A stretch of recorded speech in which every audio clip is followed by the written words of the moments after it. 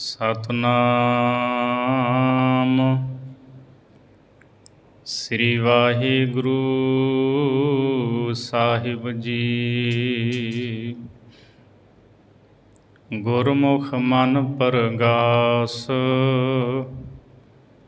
ਗੁਰ ਉਪਦੇਸਿਆ। ਪਈ ਅੜੈ ਘਰ ਵਾਸ ਮਿਟੈ ਅੰਦੇਸਿਆ। ਆਸਾ ਵਿੱਚ ਨਿਰਾਸ ਗਿਆਨ ਅਵੇਸਿਆ। ਸਾਧ ਸੰਗਤ ਰਹਿ ਰਾਸ ਸ਼ਬਦ ਸੰਦੇਸਿਆ। ਗੁਰਮੁਖ ਦਾਸਨ ਦਾਸ ਮਤ ਪਰਵੇਸਿਆ। ਸਿਮਰਨ ਸਾਸ ਗਿਰਾਸ ਦੇਸ ਵਿਦੇਸਿਆ। ਸਿਮਰਨ ਸਾਸ ਗਿਰਾਸ ਦੇਸ ਵਿਦੇਸਿਆ। ਵਾਹਿਗੁਰੂ ਜੀ ਕਾ ਖਾਲਸਾ ਵਾਹਿਗੁਰੂ ਜੀ ਕੀ ਫਤਿਹ। ਜੁਗੋ ਜੁਗ ਅਟਲ ਚਵਰ ਛਤਰ ਤਖਤ ਦੇ ਮਾਲਕ, ਦਸਾਂ ਪਾਤਸ਼ਾਹੀਆਂ ਦੀ ਜੋਤ ਸ਼ਬਦ ਗੁਰੂ, ਧੰਨ ਧੰਨ ਸ੍ਰੀ ਗੁਰੂ ਗ੍ਰੰਥ ਸਾਹਿਬ ਸੱਚੇ ਪਾਤਸ਼ਾਹ ਜੀ ਦੀ ਪਵਿੱਤਰ ਹਜ਼ੂਰੀ ਦੇ ਅੰਦਰ ਹਾਜ਼ਰੀਆਂ ਭਰ ਰਹੀ ਸਤਿਗੁਰੂ ਜੀ ਦੀ ਸਾਜੀ ਨਿਵਾਜੀ ਗੁਰੂ ਰੂਪ ਗੁਰੂ ਖਾਲਸਾ ਸਾਧ ਸੰਗਤ ਜੀ, ਆਓ ਚਿੱਤ ਬਿਰਤੀਆਂ ਨੂੰ ਇਕਾਗਰ ਕਰਦਿਆਂ ਹੋਇਆਂ ਭਾਈ ਗੁਰਦਾਸ ਜੀ ਦੀਆਂ ਵਾਰਾਂ ਦੀ ਚੱਲ ਰਹੀ ਲੜੀਵਾਰ ਵਿਚਾਰ ਸਰਵਣ ਕਰੀਏ। ਭਾਈ ਗੁਰਦਾਸ ਜੀ ਦੀ 19ਵੀਂ ਵਾਰ ਦੇ ਵਿੱਚੋਂ ਆਪ ਜੀ ਨੇ 7ਵੀਂ ਪੌੜੀ ਦਾ ਪਾਠ ਸਰਵਣ ਕੀਤਾ ਹੈ। ਭਾਈ ਸਾਹਿਬ ਜੀ ਇਸ ਪੌੜੀ ਦੇ ਅੰਦਰ ਗੁਰਮੁਖਾਂ ਦਾ ਜ਼ਿਕਰ ਕਰਦੇ ਹੈ। ਗੁਰਮੁਖ ਇਸ ਸੰਸਾਰ ਨੂੰ ਪੇਕਾ ਘਰ ਸਮਝਦੇ ਹੈ। ਇਸ ਸੰਸਾਰ ਨੂੰ ਛੱਡ ਕੇ ਚਲੇ ਜਾਣਾ ਹੈ, ਇਹ ਸੋਝੀ ਗੁਰਮੁਖਾਂ ਨੂੰ ਹੈ। ਸੋ ਇਸ ਤੋਂ ਅੱਗੇ ਇਸ ਵਾਰ ਦੀਆਂ ਜਿੰਨੀਆਂ ਵੀ ਪੌੜੀਆਂ ਹਨ, ਸਾਰੀਆਂ ਦੇ ਵਿੱਚ ਭਾਈ ਗੁਰਦਾਸ ਜੀ ਗੁਰਮੁਖਾਂ ਦਾ ਜ਼ਿਕਰ ਕਰ ਰਹੇ ਹੈ। ਗੁਰਮੁਖਾਂ ਦੀ ਕਿਰਿਆ, ਗੁਰਮੁਖ ਜੀਵਨ ਜਿਉਣ ਦੀ ਉਹਨਾਂ ਦੀ ਕੀ ਜੁਗਤੀ ਹੈ, ਔਰ ਕਿਵੇਂ ਗੁਰੂ ਦੇ ਨਾਲ ਉਹ ਪਿਆਰ ਪਾ ਕੇ ਰਹਿੰਦੇ ਹੈ। ਸੋ ਭਾਈ ਸਾਹਿਬ ਜੀ, ਭਾਈ ਗੁਰਦਾਸ ਜੀ ਅੰਮ੍ਰਿਤ ਬਚਨ ਬਖਸ਼ਿਸ਼ ਕਰ ਰਹੇ ਹਨ। ਸੋ ਚਿੱਤ ਬਿਰਤੀਆਂ ਨੂੰ ਇਕਾਗਰ ਕਰਦਿਆਂ ਹੋਇਆਂ ਸਰਵਣ ਕਰੀਏ ਜੀ। ਵਾਹਿਗੁਰੂ ਸਾਹਿਬ ਜੀ, ਗੁਰਮੁਖ ਮਨ ਪਰਗਾਸ ਗੁਰ ਉਪਦੇਸਿਆ। ਭਾਈ ਗੁਰਦਾਸ ਜੀ ਫਰਮਾਉਂਦੇ ਨੇ, ਗੁਰਮੁਖ ਦੇ ਮਨ ਦੇ ਵਿੱਚ ਸਦਾ ਹੀ ਪ੍ਰਗਾਸ, ਚਾਨਣ ਰਹਿੰਦਾ ਹੈ। ਚਾਨਣ ਤੋਂ ਭਾਵ ਗਿਆਨ। ਕਿਉਂ?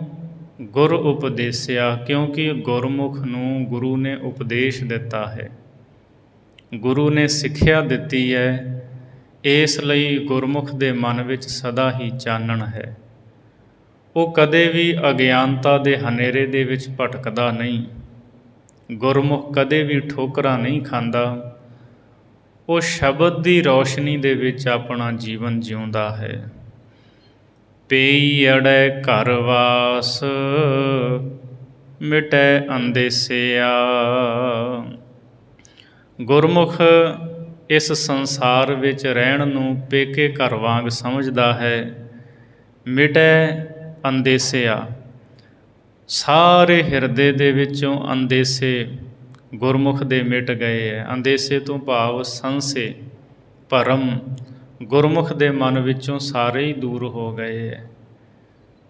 ਜਿਵੇਂ ਇੱਕ ਬੱਚੀ ਦਾ ਜਨਮ ਹੁੰਦਾ ਹੈ, ਉਹ ਜਿਸ ਘਰ ਦੇ ਵਿੱਚ ਪਲਦੀ ਹੈ, ਵੱਡੀ ਹੁੰਦੀ ਹੈ, ਜਦੋਂ ਜਵਾਨ ਹੋ ਜਾਂਦੀ ਹੈ, ਫਿਰ ਮਾਂ ਬਾਪ ਵਰ ਲੱਭ ਕੇ ਉਹਦਾ ਵਿਆਹ ਕਰ ਦਿੰਦੇ ਹੈ। ਉਹ ਪੇਕੇ ਘਰ ਤੋਂ ਸਹੁਰੇ ਘਰ ਵਿੱਚ ਚਲੀ ਜਾਂਦੀ ਹੈ। ਗੁਰਬਾਣੀ ਦੇ ਵਿੱਚ ਸਤਿਗੁਰੂ ਨੇ ਬਹੁਤ ਵਾਰਾਂ ਸਾਨੂੰ ਇਹ ਸਮਝਾਇਆ ਹੈ, ਐ ਜੀਵ, ਇਹ ਸੰਸਾਰ ਤੇਰਾ ਪੇਕਾ ਘਰ ਹੈ ਅਤੇ ਇਸ ਪੇਕੇ ਘਰ ਨੂੰ ਛੱਡ ਕੇ ਤੂੰ ਜ਼ਰੂਰ ਜਾਣਾ ਹੈ।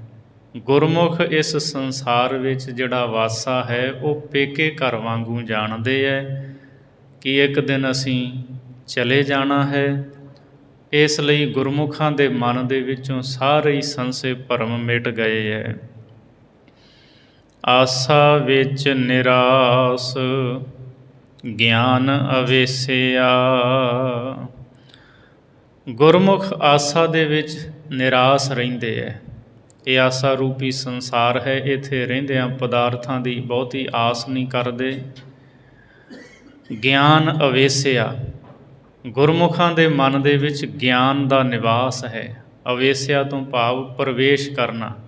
ਗੁਰਮੁਖਾਂ ਦੇ ਹਿਰਦੇ ਦੇ ਵਿੱਚ ਸਦਾ ਹੀ ਗਿਆਨ ਟਿਕਿਆ ਰਹਿੰਦਾ ਹੈ। ਸਾਧ ਸੰਗਤ ਰਹਿ ਰਾਸ ਸ਼ਬਦ ਸੰਦੇਸਿਆ। ਸਾਧ ਸੰਗਤ ਦੀ ਜੋ ਚੱਲਣ ਜੁਗਤੀ ਹੈ, ਰਹੋ ਰੀਤੀ ਹੈ, ਉਸ ਅਨੁਸਾਰ ਚੱਲਦੇ ਹੈ।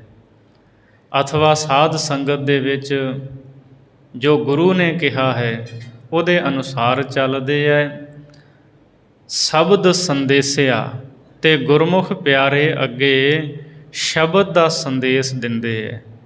ਭਾਵ ਆਪ ਨਾਮ ਜਪਦੇ ਹੈ, ਹੋਰਾਂ ਨੂੰ ਜਪਾਉਂਦੇ ਹੈ। ਸ਼ਬਦ ਦਾ ਸੰਦੇਸ਼ ਸੁਨੇਹਾ, ਗੁਰੂ ਨੇ ਸ਼ਬਦ ਵਿੱਚ ਕੀ ਸਿੱਖਿਆ ਦਿੱਤੀ ਹੈ, ਹੋਰਾਂ ਨੂੰ ਸੁਣਾਉਂਦੇ ਹੈ, ਸ਼ਬਦ ਦੱਸਦੇ ਹੈ ਵੀ ਗੁਰੂ ਸਾਹਿਬ ਨੇ ਆਹ ਸਿੱਖਿਆ ਦਿੱਤੀ ਹੈ, ਇਸ ਸਿੱਖਿਆ ਨੂੰ ਧਾਰਨ ਕਰੋ। ਇੱਦਾਂ ਦਾ ਗੁਰਮੁਖਾਂ ਦਾ ਜੀਵਨ ਹੈ। ਗੁਰਮੁਖ ਦਾਸਨ ਦਾਸ ਮਤ ਪਰਵੇਸਿਆ।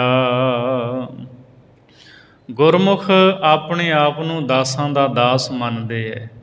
ਮੋਹ ਕਉ ਕੀਜੈ ਦਾਸ ਦਾਸ ਦਾਸਨ ਕੋ। ਉਹ ਤਾਂ ਇੱਦਾਂ ਬੇਨਤੀਆਂ ਕਰਦੇ ਆ, ਹੈ ਨਿਰੰਕਾਰ ਦਾਸਾਂ ਦਾ ਦਾਸ ਮੈਨੂੰ ਬਣਾ ਲੈ। ਆਪਣੇ ਆਪ ਨੂੰ ਦਾਸਾਂ ਦਾ ਦਾਸ ਮੰਨਦੇ ਹੈ। ਮਤ ਪਰਵੇਸਿਆ, ਅਤੇ ਹਮੇਸ਼ਾ ਹੀ ਆਤਮ ਵਿਸ਼ੈਣੀ ਬੁੱਧੀ ਦੇ ਵਿੱਚ ਗੁਰਮੁਖਾਂ ਨੇ ਪ੍ਰਵੇਸ਼ ਕੀਤਾ ਹੈ। ਆਤਮ ਵਿਸ਼ੈਣੀ ਬੁੱਧੀ ਉਹ ਹੁੰਦੀ ਹੈ ਜਿਹੜੀ ਸਾਰ ਅਤੇ ਅਸਾਰ ਨੂੰ ਜਾਣਨ ਵਾਲੀ ਹੈ। ਉਹਦੇ ਵਿੱਚ ਸਦਾ ਹੀ ਟਿਕੇ ਰਹਿੰਦੇ ਹੈ। ਵਿਸ਼ੇ ਵਾਸ਼ਨਾ ਉਹਨਾਂ ਦੇ ਅੰਦਰ ਨਹੀਂ ਹੁੰਦੀ। ਸਿਮਰਨ ਸਾਸ ਗਿਰਾਸ ਦੇਸ ਵਿਦੇਸਿਆ। ਗੁਰਮੁਖ ਭਾਵੇਂ ਦੇਸ਼ ਵਿੱਚ ਹੋਣ ਭਾਵੇਂ ਵਿਦੇਸ਼ ਵਿੱਚ ਹੋਣ, ਸਦਾ ਹੀ ਸਾਸ ਗਿਰਾਸ ਵਾਹਿਗੁਰੂ ਦਾ ਸਿਮਰਨ ਕਰਦੇ ਹੈ। ਸਾਸ ਗਿਰਾਸ ਦਾ ਭਾਵ ਹੁੰਦਾ ਸਾਹ ਲੈਂਦਿਆਂ ਅਤੇ ਗਿਰਾਸ ਗਰਾਹੀ ਮੁਖ ਵਿੱਚ ਪਾਉਂਦਿਆਂ, ਭਾਵ ਹਰ ਵੇਲੇ ਹਰ ਸਮੇਂ ਗੁਰਮੁਖ ਪਰਮਾਤਮਾ ਦਾ ਸਿਮਰਨ ਕਰਦੇ ਹੈ। ਭਾਵੇਂ ਘਰੇ ਹੋਣ ਭਾਵੇਂ ਬਾਹਰ ਹੋਣ, ਇੱਕ ਨਿਰੰਕਾਰ ਦਾ ਹੀ ਓਟ ਆਸਰਾ ਲੈਂਦੇ ਹੈ। ਘਰ ਬਾਹਰ ਤੇਰਾ ਪਰਵਾਸਾ ਤੂੰ ਜਨ ਕੈ ਹੈ ਸੰਗ। ਸੋ ਐਸਾ ਨਿਸ਼ਚਾ ਹੁੰਦਾ ਹੈ ਗੁਰਮੁਖਾਂ ਦਾ। 8ਵੀਂ ਪੌੜੀ ਵਿੱਚ ਭਾਈ ਗੁਰਦਾਸ ਜੀ ਬਖਸ਼ਿਸ਼ ਕਰ ਰਹੇ ਹੈ। ਨਦੀ ਨਾਵ ਸੰਜੋਗ ਮੇਲ ਮਿਲਾਇਆ। ਭਾਈ ਸਾਹਿਬ ਜੀ ਕਹਿੰਦੇ ਜਿਵੇਂ ਨਦੀ ਵਿੱਚ ਬੇੜੀ ਦੇ ਪੂਰ ਦਾ ਮੇਲ ਮਿਲਦਾ ਹੈ।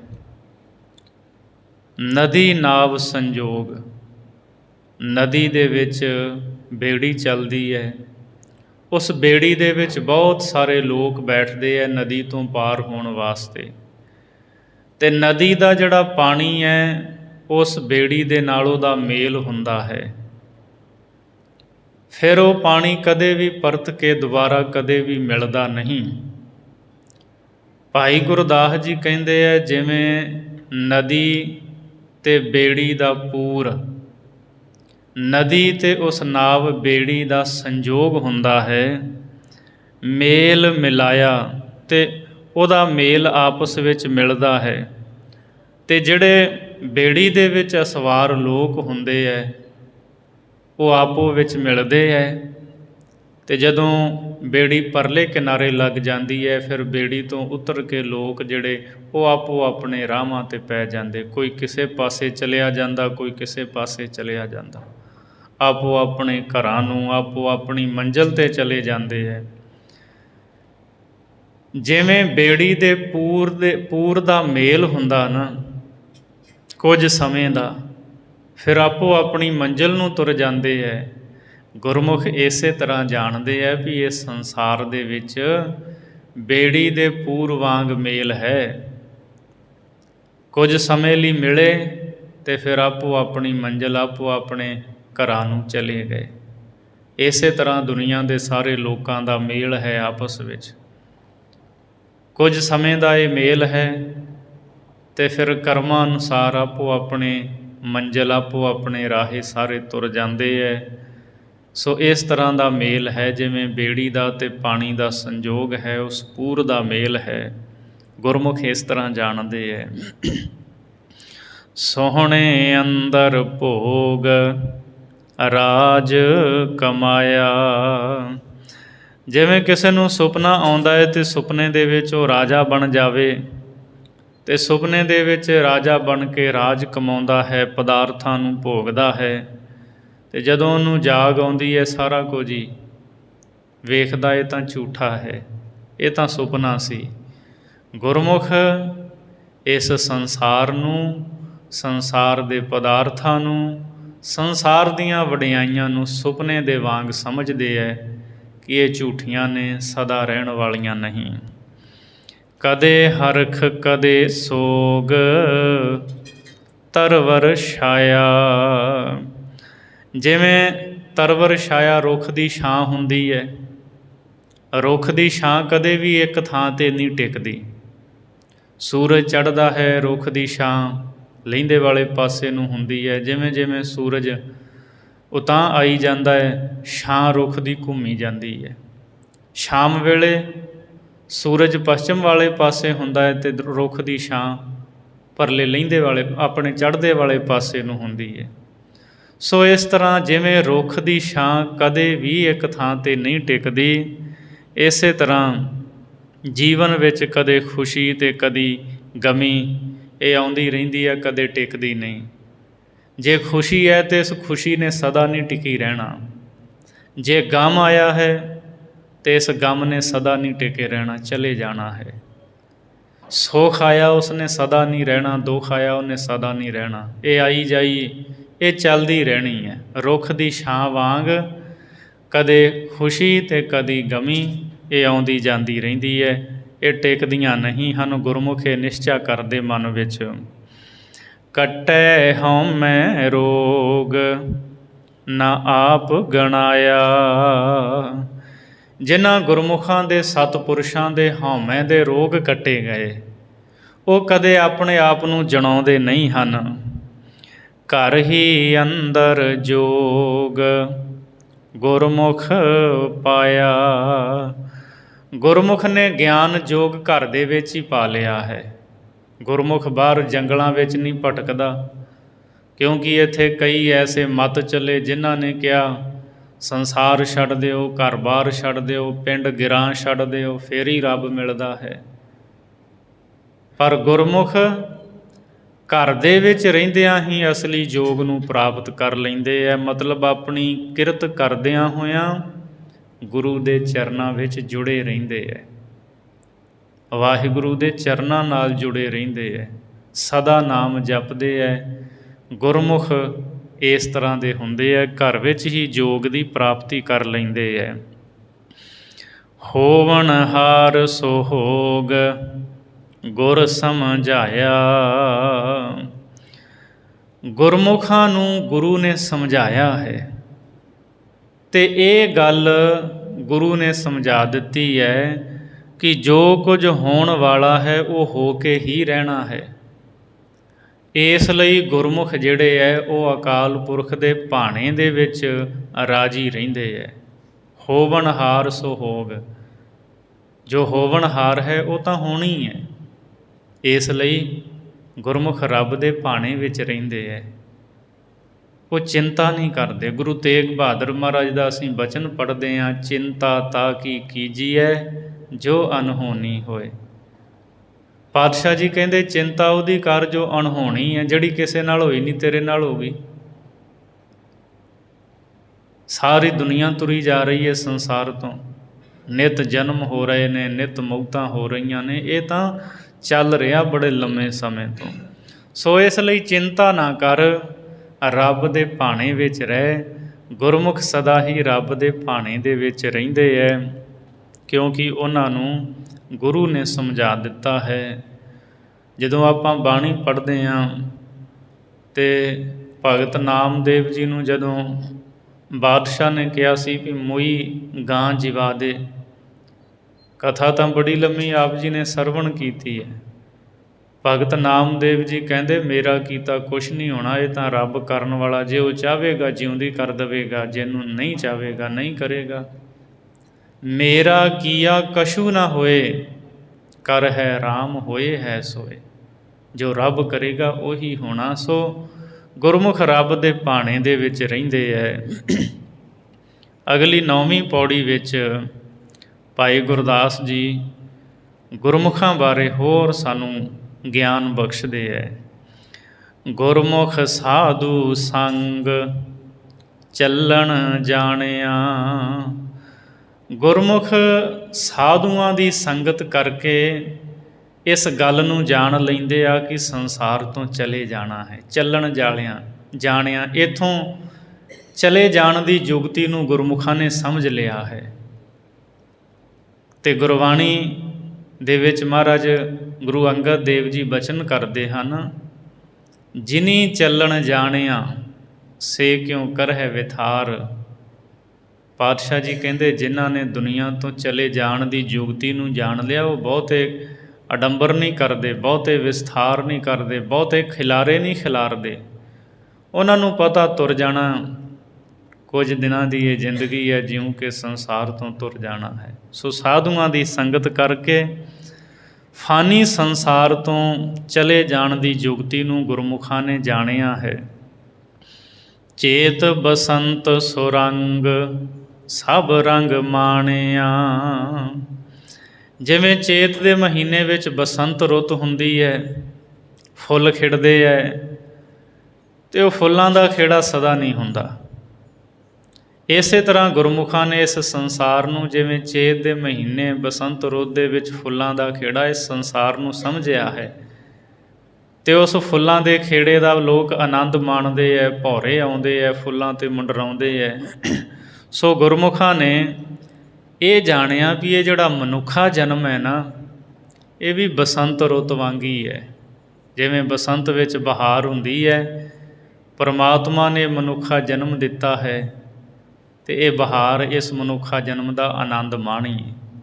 ਜਿਵੇਂ ਬਸੰਤ ਰੁੱਤ ਦਾ ਲੋਕ ਆਨੰਦ ਮਾਣਦੇ ਹੈ, ਇਸੇ ਤਰ੍ਹਾਂ ਗੁਰਮੁਖ ਇਸ ਮਨੁੱਖਾ ਜਨਮ ਦਾ ਲਾਹਾ ਲੈਂਦੇ ਹੈ।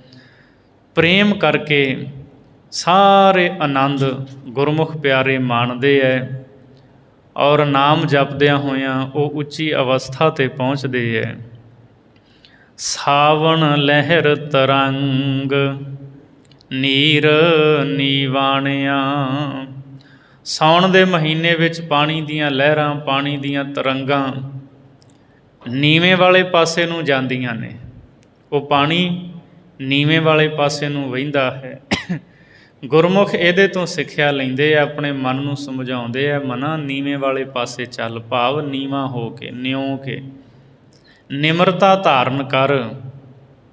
ਅਤੇ ਪਾਣੀ ਨੀਵੇਂ ਵਾਲੇ ਪਾਸੇ ਨੂੰ ਵਹਿੰਦਾ ਹੋਇਆ ਨਦੀਆਂ ਨਾਲਿਆਂ ਵਿੱਚ ਮਿਲ ਕੇ ਫਿਰ ਆਪਣੇ ਸ਼ਹੁ ਸਾਗਰ ਸਮੁੰਦਰ ਵਿੱਚ ਜਾ ਮਿਲਦਾ ਹੈ। ਇਸੇ ਤਰ੍ਹਾਂ ਜਿਹੜੇ ਨਿਮਰਤਾ ਧਾਰ ਕੇ ਚੱਲਦੇ ਹੈ, ਉਹ ਪਰਮਾਤਮਾ ਦੇ ਵਿੱਚ ਜਾ ਮਿਲਦੇ ਹੈ, ਪਰਮੇਸ਼ਰ ਵਿੱਚ ਅਭੇਦ ਹੋ ਜਾਂਦੇ ਹੈ।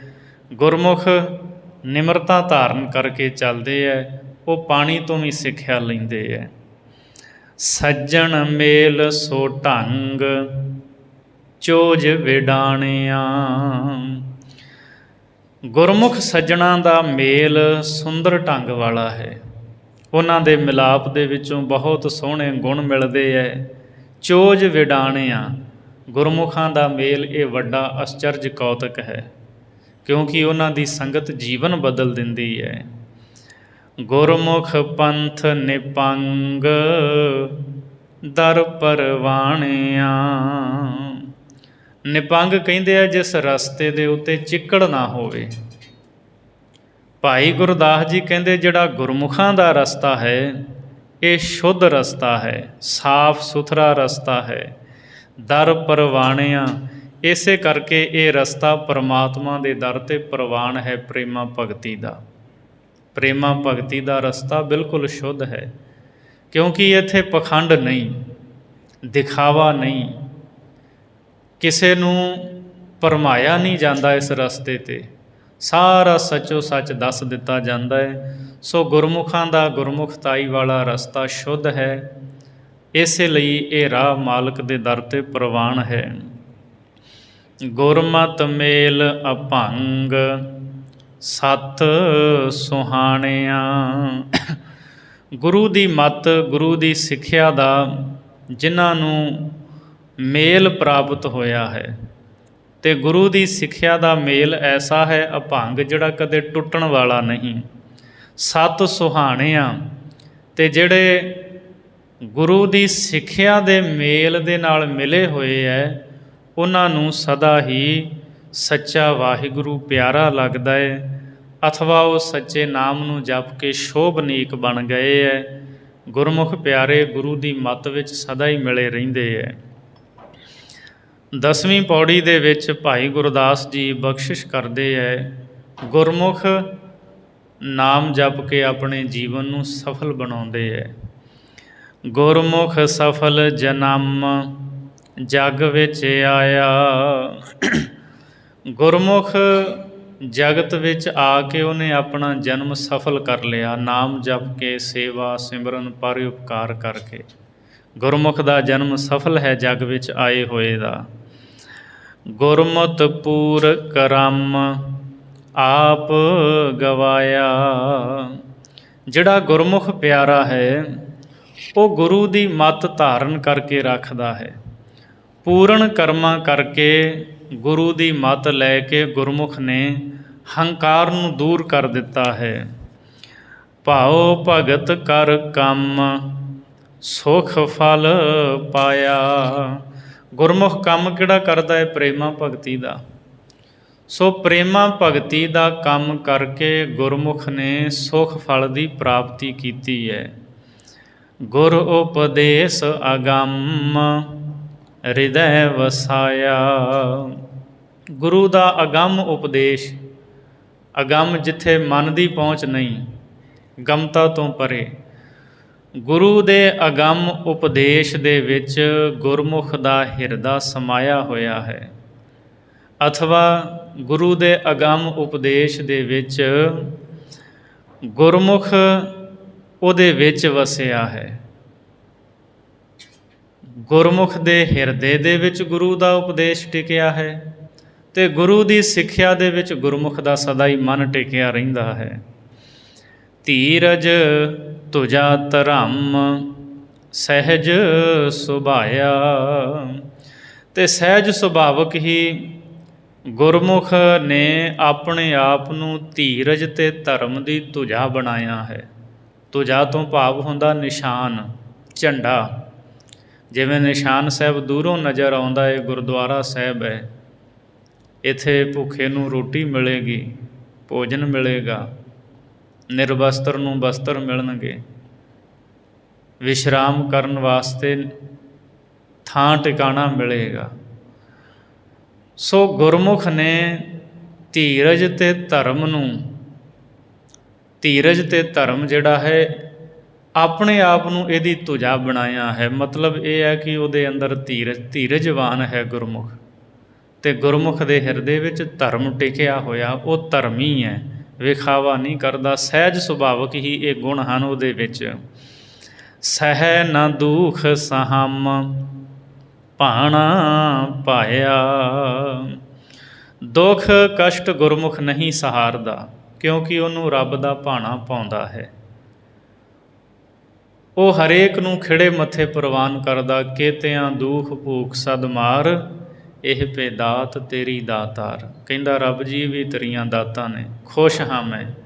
ਸੋ ਰੱਬ ਦੇ ਭਾਣੇ ਨੂੰ, ਉਹਨੂੰ ਰੱਬ ਦਾ ਭਾਣਾ ਚੰਗਾ ਲੱਗਦਾ ਹੈ, ਦੁੱਖ ਕਸ਼ਟ ਨਹੀਂ ਸਹਾਰਦੇ। 11ਵੀਂ ਪੌੜੀ ਵਿੱਚ ਭਾਈ ਗੁਰਦਾਸ ਜੀ ਬਖਸ਼ਿਸ਼ ਕਰ ਰਹੇ ਨੇ, ਗੁਰਮੁਖ ਲੋਕ ਇਹ ਜਿਹੜੀ ਮਨੁੱਖਾ ਦੇਹੀ ਹੈ ਇਹਨੂੰ ਕੀ ਜਾਣਦੇ ਹਨ। ਗੁਰਮੁਖ ਦੁਰਲਭ ਦੇਹ ਅਵਸਰ ਜਾਣਦੇ। ਗੁਰਮੁਖ ਲੋਕ ਇਸ ਦੇਹੀ ਨੂੰ, ਸਰੀਰ ਨੂੰ, ਇਹ ਦੁਰਲਭ ਅਵਸਰ ਦਾ ਅਰਥ ਸਮਾਂ ਜਾਣਦੇ ਹੈ। ਇਹ ਦੁਰਲਭ ਸਮਾਂ ਹੈ ਰੱਬ ਨੂੰ ਮਿਲਣ ਦਾ। ਉਹ ਇਹ ਮਨ ਵਿੱਚ ਸਮਝਦੇ ਹੈ ਵੀ ਪਰਮਾਤਮਾ ਨੇ ਇਹ ਦੁਰਲਭ ਦੇਹੀ ਦਿੱਤੀ ਹੈ, ਇਹ ਮੌਕਾ ਦਿੱਤਾ ਹੈ, ਅਤੇ ਜੇ ਮੌਕਾ ਹੱਥੋਂ ਨਿਕਲ ਗਿਆ ਤਾਂ ਫਿਰ ਕਾਰਜ ਰਾਸ ਨਹੀਂ ਹੋ ਪਾਵੇਗਾ। ਇਸ ਪੌੜੀ 'ਤੇ ਜੋ ਨਰ ਚੂਕੈ, ਸੋ ਆਏ ਜਾਏ ਦੁੱਖ ਪਾਏ ਦਾ। ਆਪਾਂ ਸਤਿਗੁਰੂ ਦਾ ਬਚਨ ਗੁਰੂ ਗ੍ਰੰਥ ਸਾਹਿਬ ਦੇ ਵਿੱਚ ਪੜ੍ਹਦੇ ਹਾਂ, ਇਹ ਤੇਰਾ ਅਵਸਰ, ਇਹ ਤੇਰੀ ਵਾਰ, ਘਟ ਭੀਤਰ ਤੂੰ ਦੇਖ ਵਿਚਾਰ। ਮਹਾਰਾਜ ਕਹਿੰਦੇ ਇਹੀ ਤਾਂ ਵਾਰੀ ਹੈ ਵਾਹਿਗੁਰੂ ਨੂੰ ਮਿਲਣ ਦੀ, ਆਹੀ ਤਾਂ ਮੌਕਾ ਹੈ। ਅਤੇ ਜੇ ਮੌਕਾ ਹੀ ਹੱਥੋਂ ਨਿਕਲ ਗਿਆ ਅਤੇ ਫਿਰ ਤੂੰ ਕੁਛ ਨਹੀਂ ਕਰ ਪਾਵੇਂਗਾ। ਜਦੋਂ ਬੀਜ ਖੇਤ ਵਿੱਚ ਬੀਜਿਆ ਹੈ ਅਤੇ ਪੰਛੀਆਂ ਤੋਂ ਰਖਵਾਲੀ ਕਰਨੀ ਪੈਣੀ ਹੈ। ਫਿਰ ਪਛਤਾਏ ਹੋਤ ਕਿਆ ਜਬ ਚਿੜੀਆਂ ਚੁਗ ਗਈ ਖੇਤ। ਜਦੋਂ ਬੀਜ ਸਾਰਾ ਚਿੜੀਆਂ ਹੀ ਚੁਗ ਜਾਣ ਅਤੇ ਉੱਥੇ ਹਾਏ ਕਰਨ ਦਾ ਕੀ ਫਾਇਦਾ। ਬੀਜ ਤਾਂ ਚੁਗ ਗਈਆਂ, ਫਸਲ ਪ੍ਰਫੁੱਲਤ ਨਹੀਂ, ਹੁਣ ਉੱਗਣੀ ਨਹੀਂ ਹੈ, ਖੇਤ ਖਾਲੀ ਹੈ। ਪਾਤਸ਼ਾਹ ਜੀ ਕਹਿੰਦੇ ਨਾਮ ਦਾ ਬੀਜ ਹਿਰਦੇ ਦੇ ਵਿੱਚ, ਔਰ ਫਿਰ ਵਿਕਾਰਾਂ ਰੂਪੀ ਜਿਹੜੇ ਪੰਛੀ ਨੇ ਇਹਨਾਂ ਤੋਂ ਰੱਖਿਆ ਕਰ। ਤੇਰੇ ਹਿਰਦੇ ਦੇ ਵਿੱਚ ਨਾਮ ਦੀ ਖੇਤੀ ਪ੍ਰਫੁੱਲਤ ਹੋਵੇ, ਗਿਆਨ ਦਾ ਫਲ ਲੱਗੇ ਅਤੇ ਤੇਰਾ ਇਹ ਜੀਵਨ ਸਫਲ ਹੋ ਜਾਵੇਗਾ। ਭਈ ਪ੍ਰਾਪਤ ਮਾਨੁਖ ਦੇਹੁਰੀਆ, ਗੋਬਿੰਦ ਮਿਲਣ ਕੀ ਇਹ ਤੇਰੀ ਬਰੀਆ। ਇਹ ਜਿਹੜੀ ਦੇਹੀ ਮਿਲੀ ਹੈ ਰੱਬ ਨੂੰ ਮਿਲਣ ਦਾ ਵੇਲਾ ਹੈ, ਅਤੇ ਇਸ ਵੇਲੇ ਦੀ ਸੰਭਾਲ ਕਰ। ਗੁਰਮੁਖ ਦੁਰਲਭ ਦੇਹ ਅਵਸਰ ਜਾਣਦੇ। ਇਸ ਦੁਰਲਭ ਦੇਹੀ ਨੂੰ ਰੱਬ ਦੇ ਮਿਲਾਪ ਦਾ ਸਮਾਂ ਜਾਣਦੇ ਹੈ, ਮੌਕਾ ਜਾਣਦੇ ਹੈ ਵੀ ਹੁਣ ਮੌਕਾ ਹੈ ਸਾਡੇ ਕੋਲ। ਸਾਧ ਸੰਗਤ ਅਸਨੇਹ ਸਭ ਰੰਗ ਮਾਣਦੇ। ਸਾਧ ਸੰਗਤ ਦੇ ਵਿੱਚ ਅਸਨੇਹ ਪ੍ਰੇਮ ਕਰਦਿਆਂ ਹੋਇਆਂ ਗੁਰਮੁਖ ਪਿਆਰੇ ਸ਼ਬਦ ਦਾ, ਕੀਰਤਨ ਦਾ, ਸ਼ਬਦ ਦੀ ਵਿਚਾਰ ਦਾ ਆਨੰਦ ਮਾਣਦੇ ਹੈ। ਸਾਧ ਸੰਗਤ ਦੇ ਵਿੱਚ ਪ੍ਰੇਮ ਕਰਦੇ ਹੈ ਗੁਰਮੁਖ ਪਿਆਰੇ, ਔਰ ਉਹਨਾਂ ਨੂੰ ਇਹ ਸੋਝੀ ਹੈ, ਹਰ ਜਪਦਿਆਂ ਖਿਨ ਢਿੱਲ ਨਾ ਕੀਜਈ ਮੇਰੀ ਜਿੰਦੜੀਏ, ਮਤ ਕੇ ਜਾਪੈ ਸਾਹੋ ਆਵੈ ਕਿ ਨਾ ਆਵੈ ਰਾਮ। ਉਹ ਕਹਿੰਦੇ ਆ ਮੇਰੀ ਜਿੰਦੇ, ਰੱਬ ਦਾ ਨਾਮ ਜਪਦਿਆਂ ਦੇਰੀ ਨਾ ਕਰ, ਪਤਾ ਨਹੀਂ ਅਗਲਾ ਸਾਹ ਆਉਣਾ ਕਿ ਨਹੀਂ ਆਉਣਾ, ਇਸ ਲਈ ਰੱਬ ਨੂੰ ਜ਼ਰੂਰ ਚੇਤੇ ਕਰ। ਸਾਧ ਸੰਗਤ ਵਿੱਚ ਪ੍ਰੇਮ ਕਰਕੇ ਆਨੰਦ ਮਾਣਦੇ ਹੈ।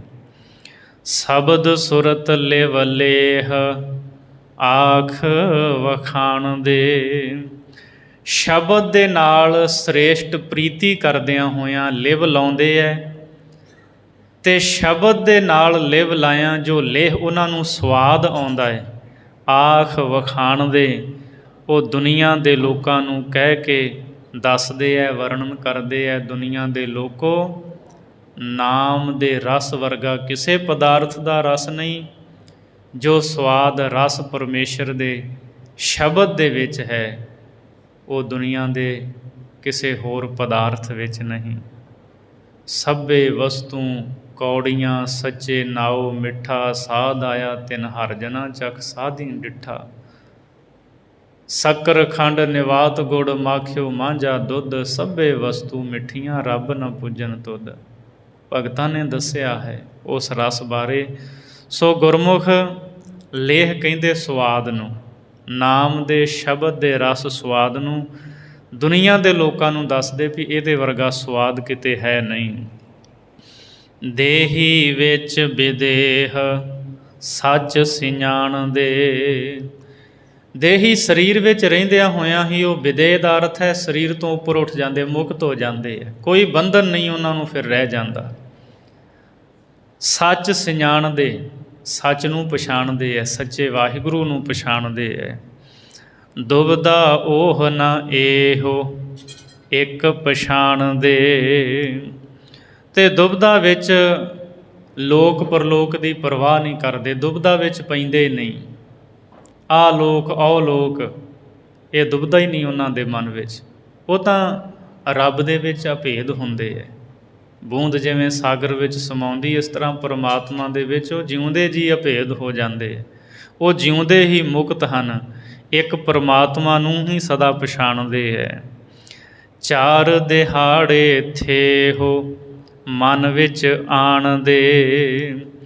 ਇਸ ਗੱਲ ਨੂੰ ਸਦਾ ਹੀ ਮਨ ਦੇ ਵਿੱਚ ਆਣਦੇ ਦਾ ਅਰਥ ਚੇਤੇ ਰੱਖਦੇ ਹੈ ਵੀ ਆਹ ਜਿਹੜਾ ਸੰਸਾਰ ਹੈ ਥੇ, ਇਹ ਸੰਸਾਰ ਥੇ ਜਿਹੜਾ ਨਾ ਇਹ 4 ਕੁ ਦਿਨਾਂ ਦਾ ਹੈ। ਇਹ ਦੁਨੀਆ ਜਿੰਨੀ ਨਜ਼ਰ ਆਉਂਦੀ ਹੈ ਦ੍ਰਿਸ਼ਟਮਾਨ ਹੈ ਸਗਲ ਮਿਥੇਨਾ, ਇਹ ਸਦਾ ਨਹੀਂ ਦਿਸਣੀ। ਕੱਲ੍ਹ ਨੂੰ ਕੋਈ ਹੋਰ ਹੋਵੇਗਾ, ਅੱਜ ਜਿਹੜੇ ਨੇ ਉਹ ਆਉਣ ਵਾਲੇ ਸਮੇਂ ਵਿੱਚ ਨਹੀਂ ਹੋਣਗੇ। ਸੋ ਇਹ ਸੰਸਾਰ 4 ਕੁ ਦਿਨਾਂ ਦਾ ਥੇ ਜਾਣਦੇ ਆ ਗੁਰਮੁਖ ਪਿਆਰੇ ਕਿ ਇਹ ਸਦਾ ਟਿਕਿਆ ਰਹਿਣ ਵਾਲਾ ਨਹੀਂ ਹੈ। 12ਵੀਂ ਪੌੜੀ ਵਿੱਚ ਭਾਈ ਗੁਰਦਾਸ ਜੀ ਉਚਾਰਨ ਕਰਦੇ ਹੈ, ਗੁਰਮੁਖ ਪਰ ਉਪਕਾਰੀ ਵਿਰਲਾ ਆਇਆ। ਪਰ ਉਪਕਾਰੀ ਗੁਰਮੁਖ ਸੰਸਾਰ ਵਿੱਚ ਕੋਈ ਵਿਰਲਾ ਹੀ ਆਇਆ ਹੈ।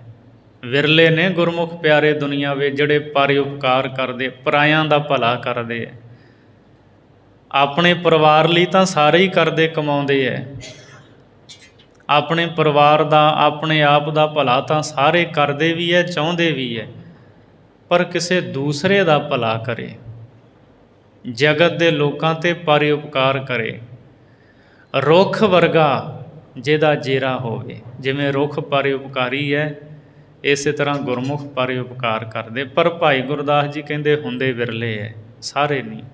ਵਿਰਲੇ ਵਿਰਲੇ ਮਿਲਣਗੇ ਦੁਨੀਆ 'ਤੇ, ਗੁਰਮੁਖ ਪਰ ਉਪਕਾਰੀ ਜਿਹੜੇ ਉਹ ਵਿਰਲੇ ਹੀ ਸੰਸਾਰ 'ਚ ਆਏ ਹੈ। ਗੁਰਮੁਖ ਸੁਖ ਫਲ ਪਾਏ ਆਪ ਗਵਾਇਆ।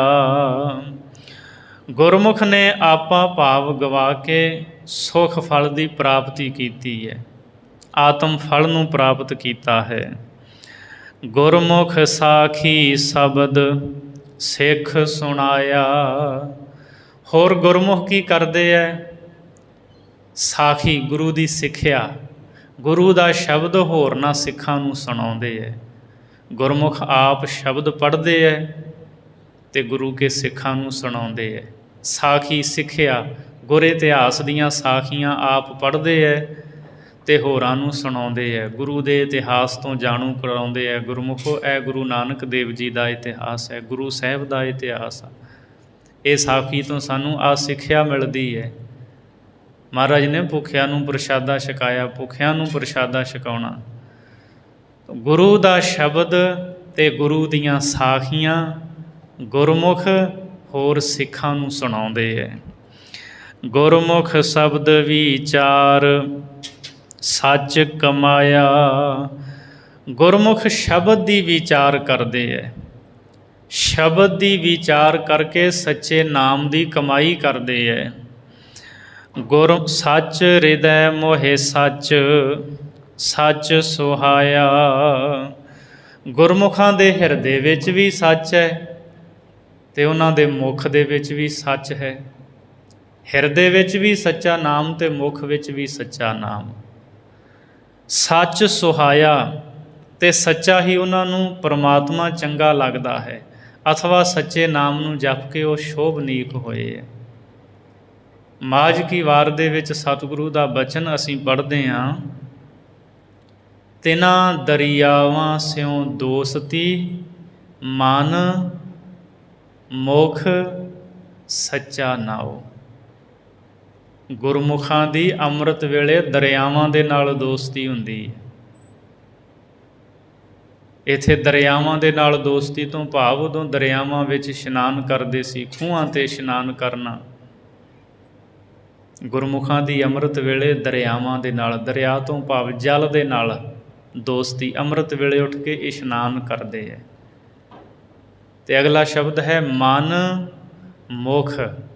ਉਹਨਾਂ ਦੇ ਮਨ ਵਿੱਚ ਵੀ ਸੱਚਾ ਨਾਮ ਅਤੇ ਮੁਖ ਦੇ ਵਿੱਚ ਵੀ ਸੱਚਾ ਨਾਮ ਹੈ। ਇਹ ਪਾਠ ਨੂੰ ਜਿਹੜੇ ਗੁਰਬਾਣੀ ਪੜ੍ਹਦੇ ਇੱਦਾਂ ਪੜ੍ਹਨਾ, ਮਨ ਮੁਖ ਵੱਖਰਾ ਵੱਖਰਾ। ਮਨਮੁਖ ਨਹੀਂ ਕਹਿਣਾ, ਮਨਮੁਖ ਸੱਚਾ ਨਾਮ। ਮਨਮੁਖ ਥੋੜ੍ਹੀ ਸੱਚਾ ਨਾਮ ਜਪਦਾ, ਗੁਰਮੁਖ ਜਪਦਾ ਨਾ। ਉੱਥੇ ਮਨਮੁਖ ਦੇ ਨੰਨੇ ਨੂੰ ਸਿਹਾਰੀ ਹੋਵੇਗੀ। ਗੁਰੂ ਗ੍ਰੰਥ ਸਾਹਿਬ ਜੀ ਦੀ ਬਾਣੀ ਪੜ੍ਹਦਿਆਂ ਜਿੱਥੇ ਵੀ ਜਦੋਂ ਮਨਮੁਖ ਸ਼ਬਦ ਆ ਗਿਆ ਨਾ, ਲੜੀਵਾਰ ਸਰੂਪ ਹੁੰਦੇ ਸੀ, ਹੁਣ ਤਾਂ ਪਦ ਛੇਦ ਹੋ ਗਏ, ਇਕੱਠਾ ਹੀ ਹੁੰਦਾ ਸੀ ਸਾਰਾ। ਮਨਮੁਖ ਦੇ ਜਿੱਥੇ ਵੀ ਨੰਨੇ ਨੂੰ ਸਿਹਾਰੀ ਆ ਗਈ, ਉਹਨੂੰ ਵੱਖਰਾ ਕਰਨਾ ਹੈ। ਮਨ ਵੱਖਰਾ ਪੜ੍ਹਨਾ ਅਤੇ ਮੁਖ ਵੱਖਰਾ ਪੜ੍ਹਨਾ। ਉਹ ਨੰਨੇ ਨੂੰ ਜਿਹੜੀ ਸਿਹਾਰੀ, ਉਹ ਪਤਾ ਉਹ ਕੀ ਅਰਥ ਦੱਸਦੀ ਹੈ? ਵਿੱਚ, ਮਨ ਵਿੱਚ, ਇਹ ਅਰਥ ਬਣਦਾ ਮਨ ਮੁਖ। ਗੁਰਮੁਖ ਦੇ ਮਨ ਦੇ ਵਿੱਚ ਵੀ ਸੱਚਾ ਨਾਮ ਹੈ ਅਤੇ ਉਹਦੇ ਮੁਖ ਵਿੱਚ ਵੀ ਸੱਚਾ ਨਾਮ ਹੈ। ਇਹੀ ਬਚਨ ਭਾਈ ਗੁਰਦਾਸ ਜੀ ਇੱਥੇ ਲਿਖਦੇ ਨੇ, ਸੱਚ ਹਿਰਦੈ ਮੋਹਿ ਸੱਚ। ਉਹਦੇ ਹਿਰਦੇ ਵਿੱਚ ਵੀ ਸੱਚਾ ਨਾਮ ਅਤੇ ਮੁਖ ਵਿੱਚ ਵੀ ਸੱਚਾ ਨਾਮ। ਸੱਚਾ ਨਾਮ ਜਪ ਕੇ ਉਹ ਸੁਹਾਇਆ ਸ਼ੋਭਨੀਕ ਹੋਇਆ ਹੈ। ਗੁਰਮੁਖ ਜਨਮ ਸਵਾਰ ਜਗਤ ਤਰਾਇਆ। ਗੁਰਮੁਖ ਨੇ ਆਪਣਾ ਜਨਮ ਸਵਾਰ ਕੇ ਸੰਸਾਰ ਨੂੰ ਤਾਰਿਆ ਹੈ, ਹੋਰਾਂ ਨੂੰ ਵੀ ਤਾਰਿਆ ਹੈ। 13ਵੀਂ ਪੌੜੀ ਵਿੱਚ ਗੁਰਮੁਖ ਦੀ ਕਰਨੀ ਦਾ ਭਾਈ ਗੁਰਦਾਸ ਜੀ ਜ਼ਿਕਰ ਕਰ ਰਹੇ ਹਨ। ਗੁਰਮੁਖ ਆਪ ਗਵਾਏ ਆਪ ਪਛਾਣਿਆ।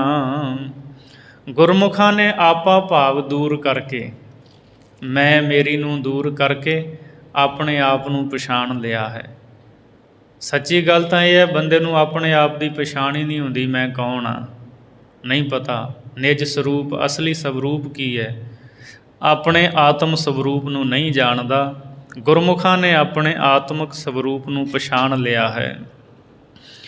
ਗੁਰਮੁਖ ਸਤ ਸੰਤੋਖ ਸਹਿਜ ਸਮਾਣਿਆ। ਗੁਰਮੁਖ ਸਤ ਸੰਤੋਖ ਅਤੇ ਸਹਿਜ ਦੇ ਵਿੱਚ ਸਦਾ ਹੀ ਸਮਾਇਆ ਰਹਿੰਦਾ ਹੈ, ਸਦਾ ਟਿਕਿਆ ਰਹਿੰਦਾ ਹੈ। ਅਡੋਲਤਾ ਹੈ ਉਹਦੇ ਜੀਵਨ ਵਿੱਚ, ਸਤ ਹੈ ਅਤੇ ਸੰਤੋਖ ਹੈ। ਗੁਰਮੁਖ ਧੀਰਜ ਧਰਮ ਦਇਆ ਸੁਖ ਮਾਣਿਆ। ਗੁਰਮੁਖ ਨੇ ਧੀਰਜ ਦਾ, ਧਰਮ ਦਾ ਅਤੇ ਦਇਆ ਦਾ ਸੁਖ ਮਾਣਿਆ ਹੈ।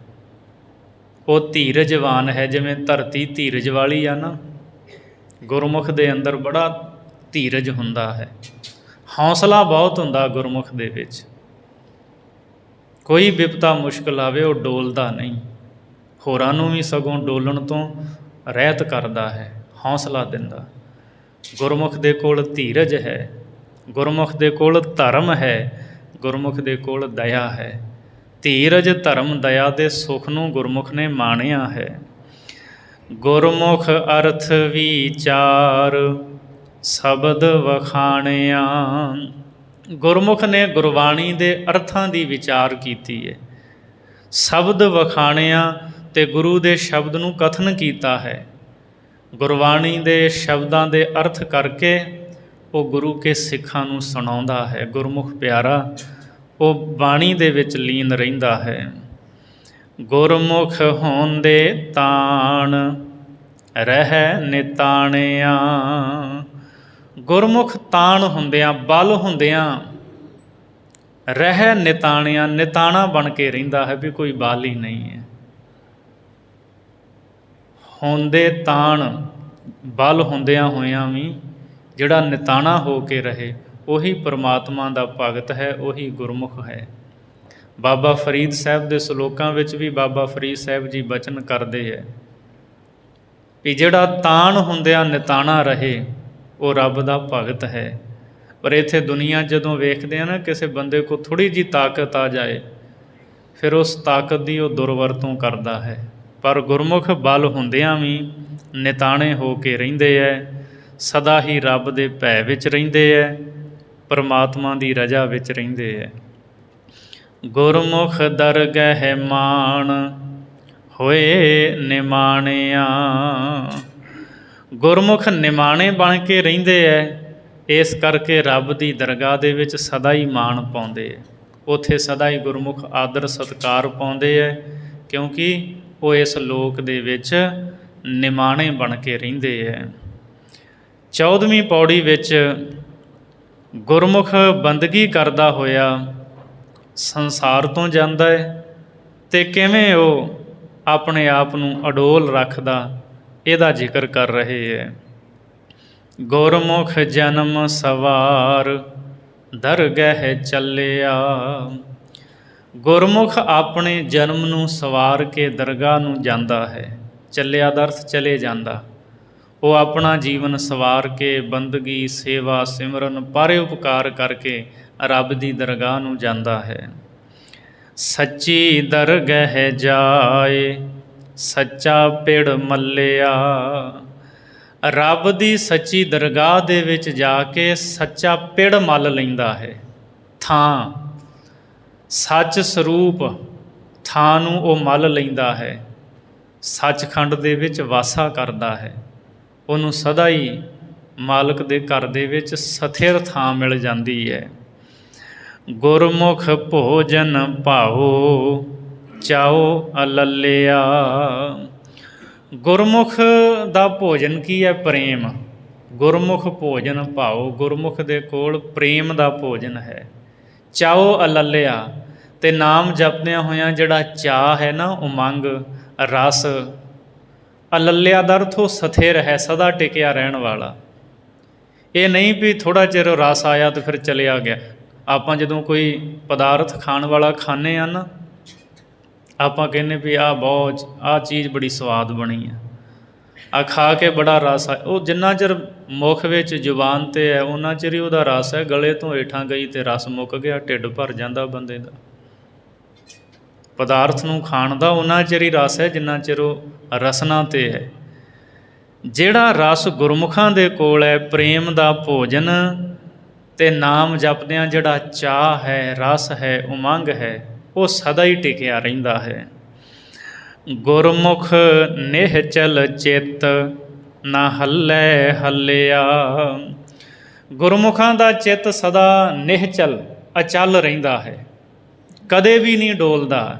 ਨਾ ਹੱਲੇ ਹੱਲਿਆ, ਅਤੇ ਡੁਲਾਇਆ ਵੀ ਡੋਲਦਾ ਨਹੀਂ ਹੈ, ਹਿਲਾਇਆ ਵੀ ਹਿੱਲਦਾ ਨਹੀਂ ਉਹਨਾਂ ਦਾ ਚਿੱਤ। ਐਸਾ ਅਡੋਲ ਹੁੰਦਾ, ਐਸੇ ਉਹ ਦ੍ਰਿੜ ਹੁੰਦੇ ਹੈ, ਪਹਾੜ ਵਾਂਗ ਟਿਕੇ ਰਹਿੰਦੇ ਇੱਕ ਥਾਂ 'ਤੇ। ਗੁਰਮੁਖ ਸੱਚ ਅਲਾਓ ਭਲੀ ਹੂੰ ਭੱਲਿਆ। ਗੁਰਮੁਖ ਸਦਾ ਹੀ ਸੱਚ ਬੋਲਦੇ ਹੈ। ਇਹ ਗੱਲ ਉਹਨਾਂ ਦੀ ਚੰਗੀ ਤੋਂ ਚੰਗੀ ਹੈ ਕਿ ਉਹ ਕਦੇ ਵੀ ਝੂਠ ਨਹੀਂ ਬੋਲਦੇ। ਰੱਬ ਦੇ ਪਿਆਰੇ ਜੋ ਮਰਜ਼ੀ ਹੋਵੇ, ਉਹ ਝੂਠ ਤਾਂ ਬੋਲਦੇ ਨਹੀਂ। ਜਬ ਭਾਨ ਉਦੈ ਦਿਸ ਪਸ਼ਚਮ ਹੋਇ ਪੁਨ ਮੇਰ ਚਲੈ ਅਤ ਸਹਿ ਜਬ ਹੀ ਗਿਰ ਸ੍ਰਿੰਗ ਸਿਲਾ ਹੋਇ ਜਬ ਪਦਮਾ ਅਗਨੀ ਅਤਿ ਸੀਤਲ ਹੋਇ ਕਬ ਹੀ ਸਭ ਕੇ ਅਤ ਸਾਜਨ ਸੰਤ ਜਨਾ ਵਹਿ ਝੂਠ ਗਿਰਾ ਨਾ ਕਹਿ ਕਬ ਹੀ ਤਜ ਭ੍ਰਾਂਤ ਹਿਰਦੈ ਧਰ ਸੰਤ ਗਿਰਾ ਸੋ ਸਮਾਂ ਅਬ ਹੀ ਅਬ ਹੀ ਅਬ ਹੀ। ਜਿਹੜੇ ਰੱਬ ਦੇ ਪਿਆਰੇ ਸੰਤ ਹਨ, ਗੁਰਮੁਖ ਹਨ, ਉਹ ਝੂਠ ਨਹੀਂ ਬੋਲਦੇ। ਕਹਿੰਦੇ ਭਾਵੇਂ ਸੂਰਜ ਪੂਰਬ ਵਾਲਾ ਪਾਸਾ ਛੱਡ ਕੇ ਪੱਛਮ ਵਾਲੇ ਪਾਸਿਓਂ ਚੜ੍ਹਨ ਲੱਗ ਪਵੇ, ਭਾਵੇਂ ਸੁਮੇਰ ਪਰਬਤ ਉੱਡਣ ਲੱਗ ਪਵੇ, ਕੌਲ ਫੁੱਲ ਪਹਾੜ ਦੀ ਚੋਟੀ ਪੱਥਰ ਦੇ ਉੱਤੇ ਹੋ ਜਾਵੇ, ਅੱਗ ਆਪਣਾ ਸੁਭਾਅ ਬਦਲ ਲਵੇ, ਤੱਤੀ ਹੁੰਦੀ ਠੰਡੀ ਹੋ ਜਾਏ, ਪਰ ਰੱਬ ਦੇ ਪਿਆਰੇ ਗੁਰਮੁਖ ਕਦੇ ਝੂਠ ਨਹੀਂ ਬੋਲਦੇ, ਉਹ ਸੱਚ ਬਚਨ ਬੋਲਦੇ। ਇਸ ਲਈ ਗੁਰਮੁਖਾਂ ਦੇ ਸੰਤ ਜਨਾਂ ਦੇ ਬਚਨਾਂ ਨੂੰ ਹੁਣ ਹੀ ਧਾਰਨ ਕਰਨ ਦਾ ਸਮਾਂ ਹੈ। ਇਹੀ ਸਮਾਂ ਇਹੀ ਹੈ। ਜੇ ਸਮਾਂ ਲੰਘ ਗਿਆ ਫਿਰ ਇਹ ਸਮਾਂ ਹੱਥ ਨਹੀਂ ਆਉਂਦਾ। ਸੋ ਗੁਰਮੁਖ ਸੱਚ ਅਲਾਓ ਭਲੀ ਹੂੰ ਭੱਲਿਆ। ਇਹ ਚੰਗੇ ਤੋਂ ਚੰਗਾ ਉਹਨਾਂ ਦਾ ਗੁਣ ਹੈ, ਸੱਚ ਬੋਲਦੇ ਹੈ। ਗੁਰਮੁਖ ਸੱਦੇ ਜਾਨ ਆਵਨ ਘੱਲਿਆ। ਗੁਰਮੁਖ ਰੱਬ ਦੇ ਸੱਦੇ 'ਤੇ ਉੱਠ ਕੇ ਚਲੇ ਜਾਂਦੇ ਹੈ, ਉਹ ਜਦੋਂ ਘੱਲਦਾ ਉਦੋਂ ਦੁਨੀਆ 'ਤੇ ਆ ਜਾਂਦੇ। ਗੁਰਮੁਖ ਆਵੈ ਜਾਏ ਨਿਸੰਗ। ਪਰਮਾਤਮਾ ਜਦੋਂ ਦੁਨੀਆ 'ਤੇ ਭੇਜਦਾ ਗੁਰਮੁਖ, ਫਿਰ ਦੁਨੀਆ ਦਾ ਭਲਾ ਕਰਨ ਆ ਜਾਂਦੇ ਹੈ। ਜਦੋਂ ਰੱਬ ਕਹਿੰਦਾ ਵੀ ਆ ਜਾਓ ਸਾਡੇ ਕੋਲ, ਉਦੋਂ ਉੱਠ ਕੇ ਤੁਰ ਜਾਂਦੇ ਹੈ।